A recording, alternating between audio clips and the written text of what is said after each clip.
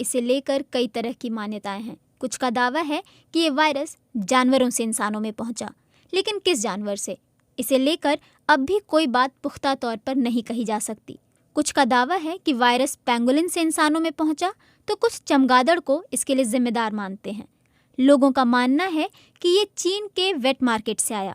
चीन में कई जंगली जानवरों का इस्तेमाल खाने और दवाइयों के लिए किया जाता है। कोरोना वायरस वहीं से इंसानों में आया। एक वक्त तक चमगादड़ को कोरोना वायरस का मूल स्रोत माना जा रहा था।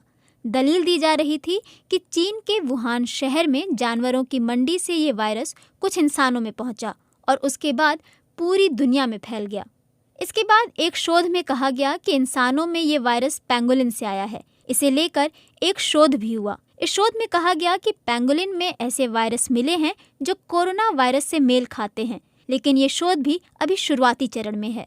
इसके अलावा एक दूसरी थ्योरी भी है। ये थ्योरी कहती है कि ये वायरस प्रयोगशाला में तैयार हुआ।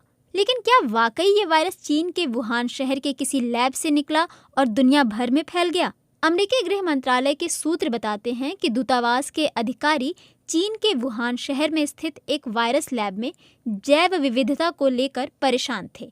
ये लैब उसी शहर में है जहां कोरोना वायरस संक्रमण का पहला मामला सामने आया था और उसके बाद कहीं जाकर पूरी दुनिया का ध्यान इस ओर गया।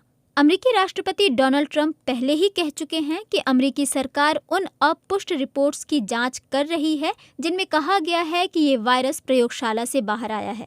तो अगर ऐसा कुछ है तो इस महामारी को लेकर अब तक की जो हमारी समझ है उसमें क्या कुछ नया जुड़ जाएगा?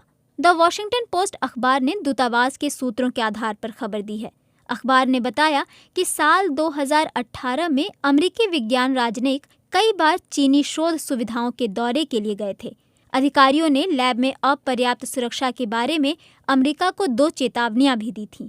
द वॉशिंगटन पोस्ट अखबार में छपे इस कॉलम के मुताबिक दौरे पर गए अधिकारियों ने वुहान इंस्टीट्यूट ऑफ वायरोलॉजी में सुरक्षा और दूसरी कमियों को लेकर चिंता जाहिर की थी। उन्होंने मदद की भी मांग की थी। ये भी दावा किया जा रहा है कि राजनयिकों ने चमगादड़ के कोरोना वायरस पर लैब की रिसर्च को लेकर भी चिंता जाहिर की थी। ये सार्स जैसी किसी नई महामारी का कारण हो सकता है।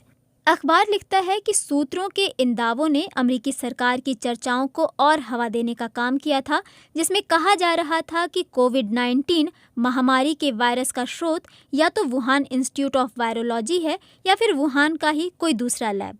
इसके साथ ही फॉक्स न्यूज़ ने भी हाल के दिनों में लैब थ्योरी को लेकर एक रिपोर्ट जारी की थी। कोरोना वायरस के बारे में पहली बार बीते साल दिसंबर में पता चला था। इसके शुरुआती मामले चीन के वुहान शहर के वेट मार्केट से जुड़े हुए थे। लेकिन यहाँ ये स्पष्ट कर देना ज़रूरी है कि बड़े पैमाने पर ऑनलाइन अटकलों के अलावा किसी तरह की कोई पुख्ता सबूत नहीं है कि SARS-CoV-2 वायरस लैब में हुई गलती की देन है। जिन प्रयोगशालाओं में वायरस और बैक्टीरिया के बारे में शोध और प्रयोग किए जाते हैं, वहाँ BSL स्टैंडर्ड सिस्टम का पालन किया जाता है। BSL यानी बायो सेफ्टी लेवल। इसके 4 स्तर हैं जो अध्ययन किए जा रहे जैविक एजेंट के प्रकार और उन्हें अलग करने के लिए अपनाई जा रही सावधानियों पर निर्भर करता है। बायो सेफ्टी लेवल 1 सबसे निम्न है और इसका इस्तेमाल जैविक एजेंट्स के अध्ययन के लिए जानी मानी प्रयोगशालाओं द्वारा किया जाता है। ये इंसानों के लिए कोई खतरा पैदा नहीं करती। जैसे जैसे लेवल बढ़ता है, सावधानी भी बढ़ती है। मसलन अगर आप बायो सेफ्टी लेवल 4 पर हैं तो सबसे अधिक सावधानी की ज़रूरत होती है। ये सबसे हाई लेवल है। हालांकि ये सिर्फ उन प्रयोगशालाओं के लिए आरक्षित है जहां उन सबसे खतरनाक वायरस पर काम किया जाता है जिनके वैक्सीन या उपचार मौजूद हैं, जैसे इबोला, मरबर्ग वायरस और चेचक के लिए अमेरिका रूस में स्थित सिर्फ 2 प्रयोगशालाएं। BSL स्टैंडर्ड्स का पूरी दुनिया में पालन किया जाता है, लेकिन कुछ कॉस्मेटिक विविधताओं के साथ।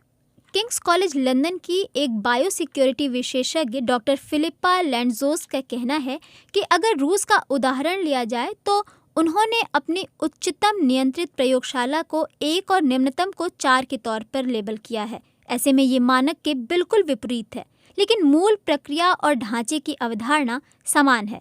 हालांकि विश्व स्वास्थ्य संगठन ने भी विभिन्न स्तरों के लिए मैनुअल बना रखे हैं, लेकिन ये बाध्यकारी नहीं है। डॉक्टर लैंडजोन्स के अनुसार इन प्रयोगशालाओं को इस तरह से विकसित किया गया है कि ये सुरक्षित रूप से कार्य करने की जगह हो, न केवल वहां काम करने वाले लोगों के लिए बल्कि पर्यावरण के लिहाज से भी सुरक्षित। लेकिन वो आगे कहती हैं, अगर आप अंतर्राष्ट्रीय भागीदारों के साथ किसी परियोजना पर काम करना चाहते हैं तो उनकी मांग होती है कि प्रयोगशालाएं कुछ तय मानकों पर खरी उतरी हों, या फिर अगर आपके पास बाजार में बेचने के लिए कोई उत्पाद है या आपकी ओर से कोई सेवा प्रदान की जा रही है, मसलन टेस्ट या दूसरी कोई सेवा, तो आपको अंतर्राष्ट्रीय मानकों पर खरा उतरना होता है। इसके साथ ही वुहान इंस्टीट्यूट ऑफ वायरोलॉजी को अमेरिका से फंड मिला था, अमेरिकी अनुसंधान संस्थानों से सहायता भी, दूतावास के सूत्रों ने और अधिक आर्थिक सहायता देने की पेशकश भी की थी। इस सवाल का एक संक्षिप्त जवाब है कि वॉशिंगटन पोस्ट में दी गई जानकारी से हमें ये पता नहीं चलता है, लेकिन अगर सामान्य तौर पर कहें तो ऐसे कई स्तर हैं जिन पर सुरक्षा चूक हो सकती है। डॉक्टर लेडजोन्स इसमें जोड़ते हुए कहती हैं कि जिनके पास लैब की पहुंच है, वैज्ञानिक और तकनीकी सेवा से जुड़े लोग, प्रशिक्षण, रिकॉर्ड रखने की प्रक्रिया आदि के दौरान भी चूक होने की गुंजाइश होती है। लेकिन राजनयिक सूत्रों की ये चिंता कितनी असामान्य थी। दुर्घटनाएं होती हैं। साल 2014 में वॉशिंगटन के पास एक अनुसंधान केंद्र में कार्डबोर्ड बॉक्स में चेचक के वैक्सीन की शीशियां मिली थीं। इसके साथ ही साल 2015 में अमेरिकी सेना ने भूलवश देश की 9 प्रयोगशालाओं और दक्षिण कोरिया में एक सैन्य अड्डे को मृत बीजाणुओं के बजाय लाइव एंथ्रेक्स के नमूने भेज दिए थे। बीएसएल स्केल के निचले पायदान के लैब में सेफ्टी स्टैंडर्ड यानी सुरक्षा मानक काफ़ी अलग अलग हैं और बहुत सारी छोटी मोटी सुरक्षा चूक तो कभी खबरें भी नहीं बनती। लेकिन बहुत कम ऐसे लैब हैं जिन्होंने BSL 4 का लेवल हासिल किया है। विकिपीडिया में दुनिया भर में ऐसे 50 लैब की लिस्ट है जिनमें WIV एक है, लेकिन ये सूची कोई आधिकारिक सूची नहीं है। इन लैबों को बहुत उच्च स्तरीय मानकों का ध्यान रखते हुए बनाना पड़ता है, क्योंकि इन लैबों को बहुत ही खतरनाक पैथोजन से डील करना होता है। इसके नतीजे में उनका सेफ्टी रिकॉर्ड आमतौर पर अच्छा होता है, लेकिन इनमें से किसी में भी उनकी प्रक्रिया पर अगर कोई चिंता जताई जाती है तो ये बहुत ही महत्वपूर्ण होता है। हाँ, जैसे ही कोविड-19 के बारे में पता चला, इस तरह की बहुत सी अटकलें लगाई गईं। हालांकि इनमें से ज़्यादातर खबरें कहाँ से आईं उनका पता नहीं चला। जनवरी में एक ऑनलाइन थ्योरी बहुत प्रचलित हुई।